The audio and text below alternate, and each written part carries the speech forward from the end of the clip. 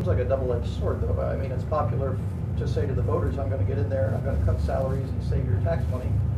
But you're faced with the issue that you addressed earlier, that sometimes the people who have those jobs don't have the skills that they should have. So you need to advertise the jobs at a certain salary to get talent. How do you balance?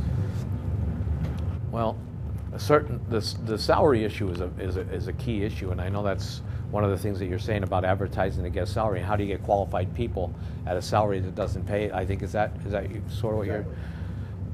And I had this discussion with Todd Vonderheit and other people since I've been on the Government Study Commission, and I feel that there are people in this county. The average salary of the people in this county is like $25,000 a year. I firmly believe that we can get qualified people in this area for $25,000 a year without a problem. I don't believe that salary is directly connected with ability to do a job. I really don't. I think it's important if you're going to advertise for a job that's skill intensive, that you pay accordingly. But if you don't have the money to pay that, and that's the average area, the average salary in this area, I don't see where you can say, well, we're going to pay more than we can actually afford in order to get qualified people. Because I think you can get qualified people at the salary that you're actually paying. You may have to look harder for it, because the people that are actually making more money are not going to leave a job, obviously, to go for less money. But there are people that are unemployed that have those skill sets that would be more than happy to work for that kind of money, just for some money to live on. And we do have some issues with the Government Study Commission, where they say that if we're going to go with a county government, we have to pay a guy $140,000 in order to be a county executive.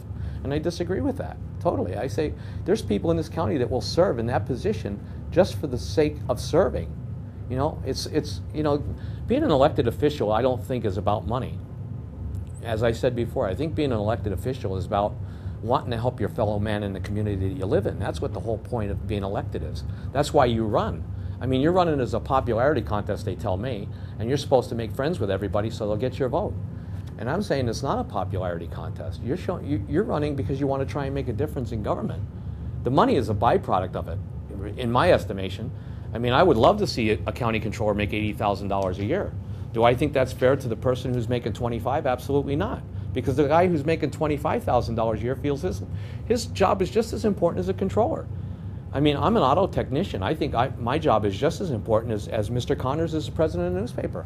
Quite honestly. I mean, we both have our own expertises in life. And he's got an education and I have an education, and that's just the way things go in life. That's, you pick the profession that's going to make you the most money to live on. And I don't think paying people in public office necessarily gives you the quality of person that you want. I don't think the two are connected directly. I think the desire is the issue.